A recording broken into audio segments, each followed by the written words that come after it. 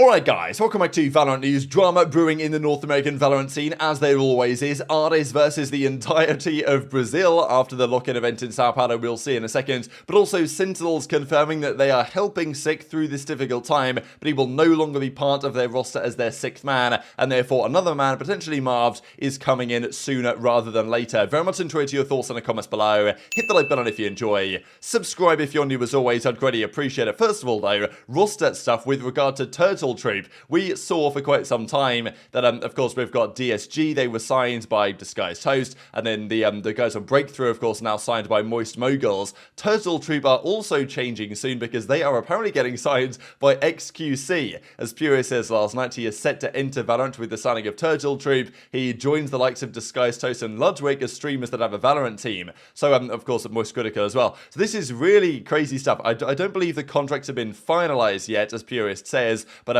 signs are pointing in that direction, and I guess it makes sense from a few different angles. But this is pretty crazy, right? And it's cool to see as well that this is actually happening, and these are the developments that are going on. I do wonder if these kind of, content creator focused esports organizations are the way that things will move in the future. And just the fact that a lot of these streamers have got in on it, right? Because it makes sense, because people want to do the watch parties, and the streamers themselves can make a lot of revenue by doing the watch parties for their team's games, and they can themselves bring, they might be working with sponsors potentially to sponsor themselves, but they can now sell in addition to those sponsorship revenues onto the team as well. And actually, the business model makes more sense maybe than what it does for a regular esports team that doesn't have that type of outreach initially, right? So XQC coming in, a very interesting possibility, and hopefully it'll get confirmed over the coming days. The other big drama though of yesterday, and I was actually going to mention this yesterday before this actually went down after the video yesterday went live, but it's NRG versus Brazil again. So we know that NRG versus Loud, they had a cracking series at the major. Loud ended up winning in a ridiculous fashion. It went all the way to the grand finals where they nearly beat Fnatic, and who knows how good NRG actually are if they had have won that particular series and made the run in the tournament. They did of course lose to Loud. Now Ardiis mentioned on stream a couple of days ago now that this guy here, Riot, was scrimming up against NRG. So this TBK team, I guess, when NRG were in Brazil, they wanted to practice against other kind of Brazilian teams that weren't that they weren't going to play at the tournament, to be honest, because they don't want to reveal anything that they could potentially give away. Now, he practiced against this team, and he was wondering, because as soon as that match finished, as soon as their practice finished up against Riot and his team, he then saw this guy hanging out with the guys on Loud, the match that they were therefore just about to play. So Ardiis was theorizing, hang on a second here, is this guy who we literally just practiced against giving them the VOD? Is he giving them the info? Is he saying, hey, they like to do this, they like to do that because they were trying to practice their stuff, and therefore giving Loud an advantage going into the series they eventually played and eventually lost. Now, Ardiis says in this clip towards the end that he doesn't think he necessarily did this, but he is certainly questioning the integrity of this particular player. The coaches, okay? It's one of them. We pranked these guys 3 times the couple of days before, and then I see, or the day before, or 2 days before, and then I see this guy. I see this guy. What's his name? Riot. Which one is it? Riot. Then I see this guy chilling with Loud after we've just pranked them. I was like, there's no way. I was like, there's no way that he has not shown the VOD to that team. I was in disbelief, bro. I'm not saying that they anti-set. Listen, I'm not saying that they did it. I'm not saying that they did it. Because actually, I'll get into it more. I'll get into it more. But we saw that, and I was like, there's no way, bro. I was like, there's no way that's happened, right?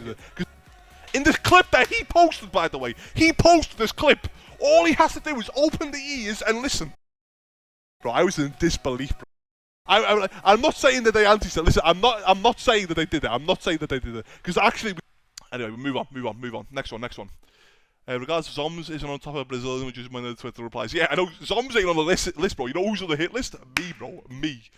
Man, they've got Glocks and rifles aimed at my... So of course Riot responds last night and says, hey Ardiis, I don't exactly know if you're trying to farm some impressions here or something, but by accusing or implying that I'd be unethical to the point where I'd leak scrim VODs to another team. Goes on to say quite a lot of different things. First of all, I would never do such a thing. Living as a professional player is my dream, and I've been doing it for the past 6 years. It's what lets me provide for my family, have a decent life. I would never jeopardize it by doing such a ridiculous thing. Secondly, as proven, I'm pretty sure Loud doesn't need something like that to win, so I'm having a hard time trying to understand understand what you're trying to imply. Don't be a sore loser. You can be better as a professional and as a person. What you see on the internet can affect lives, etc, etc. So yeah, it comes pretty hard at Ardiis, and Ardiis says, hey, I'll respond to this on stream. That's this second clip there I shared, that he was like, well, you know, I did kind of say that you didn't necessarily do it, but, you know, still the questions were there. Now, it turns out, I believe, that this guy, Riot, is kind of a friend of the, well, obviously he's going to be a friend of the Loud guys, but I believe potentially former teammate of these guys as well. Yeah, Riot and Toys used to play on the same team,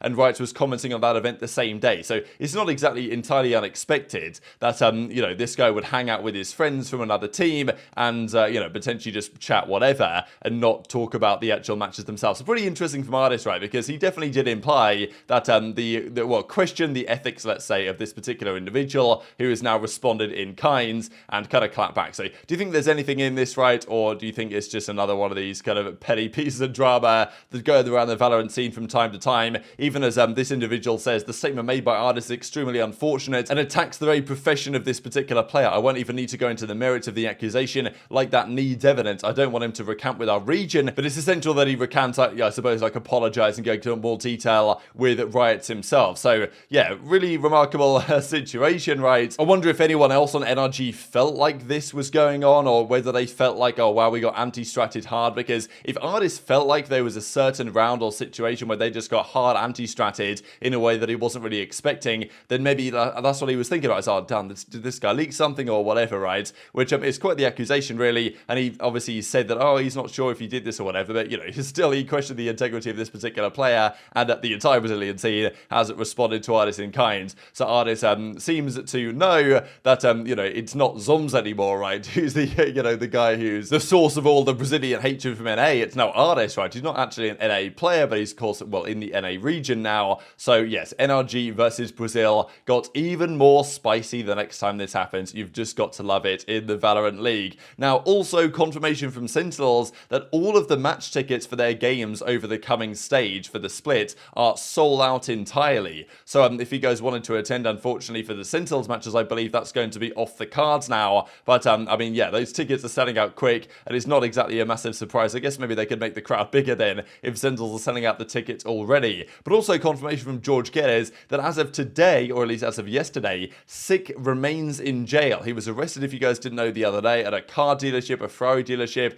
We're not exactly sure what the story is. He was arrested on something like a $5,000 bail, and yet he's still in jail, which I don't really understand exactly, because if Sentinels are attempting to help SicK as they say they are, would they not just post the $5,000 bail to get him out of there? Because I believe that's what the implication has been. So I'm pretty sure if you pay the bail, the guy just gets kicked out, basically. They don't want to keep him any longer. It's obviously a really tricky situation right now, but Rob Moore from Sentinels does confirm yesterday Sentinels has and always will be committed to supporting our players through any hardships they may face. This has been no different with Hunter SicK. Our goal is to support Hunter during this difficult moment. So that's the first tweet. Now, okay, sounds nice, right? We know that Sentinels historically, at least in recent times, don't exactly have the best, you know, let's say reputation with dealing with certain player dramas. We know what happened with ShahZaM during the off-season, right? When they, well, he apparently found out he was dropped through Twitter. There was different stories on this, and whether you believe Sentinels or ShahZaM, who knows? But even the whole SicK drama they had recently at the event was a bit of a question. Now, of course, it's kind of been confirmed that SicK was not in the best headspace during all this stuff. And Rob Moore goes on to say, however, due to the start of the upcoming franchise league soon, we will be looking to sign a new sixth man that is able to take the spot he's left vacant for the time being. I appreciate the community's patience as we get through this together. So this part of the sentence implies that, oh yeah, SicK might be back in the longer term. He's left this vacant for the time being, but let's be honest here, right? This is the way of Sentinels kind of, you know, releasing SicK from the organization and trying to move him on, I imagine. I just can't see a world in which SicK will be back as the sixth man on this team anytime soon, if ever at all. And I do hope indeed that Rob Moore is correct in terms of that, you know, he's trying to help out SicK and the organization trying to help him through the hardships. But if that was the case, then, you know, would they not have posted the bail amount? I'm not exactly sure what the situation is there, but yeah, it seems a little bit interesting to me. I still think there's more to this than meets the eye. But yeah, hopefully SicK will be released and we get more information on this, and hopefully SicK will get better soon. I don't know. It's a really tricky spot for SicK, Sentinels, and also just Valorant in general at the present time. And of course, the replacement potentially for SicK, the rumor has it it's going to be Marved. We saw Marved on stream the other day say that he's in discussions with the team to potentially step in. And we also heard the rumors that Cloud9 aren't willing to pay enough money to get Marved on what he wants as a salary. So therefore, esports, Sentinels seems like the likely destination, and SEN Marved makes a lot of sense, and maybe there's even a world where he gets into the team. I know you guys were commenting on the video saying, oh, what if you drop Dephh, bring Marved in, change the roles around a little bit. I feel like that's a possibility as well. And obviously SicK is really in no state to provide additional benefit to the starting roster right now, so yeah, I don't know, that apparently is what they're considering doing. We'll see over the coming days what the developments are here. Also, just this from Vanity, because there's been no confirmation yet from the guys over on Cloud9 what's happening with Vanity, but he's removed Cloud9 from his bio, it's gone from his header, so it's only a matter of time until it's official that Vanity has gone from Cloud9 and will be moving in a different direction. Just wanted to mention the two matches that happened last night in the VCT Challenger side. This one was insane, right? M80, man, these guys are so good, it's actually outrageous. They destroyed DSG so hard. The round count here was 26-5 across the two maps. DSG got 3 on this final round, on this final map here on Pearl, but the first map was even worse, 13-2. So yeah, M80 are coming different, but DSG, not what they wanted, especially because like every round they win, it could be important down the line. Good plays here to keep all esports competitive in this series, but in the end, TSM won this 2-0 as well. So the results last night, I thought this was kind of funny as well, the kind of ratio here that Tarek comes out with on M80, because yes, they won, but they didn't win the Twitter war, unfortunately, for M80GG. But yeah, the groups currently look like this. Over in Group B, M80 are 4-0 now, DSG are 2-2, TSM 3-1, the Guard 2-1, All Esports now move to 0-4, so that group is looking relatively well defined in terms of which teams will get through. But if Mad Lions or All Esports make a comeback, DSG could be in doubt because their round count after that series is not looking particularly good. And yeah, I'll just close out with some of the numbers from Pearl. Actually, Pearl was map 1, right, 13-3, and Haven was 13-2 game 2. I mean, yeah, first half 12-0. That was an absolute demolition job. But hit the like button if you enjoyed, subscribe if you're new, take care, and I'll see you next time.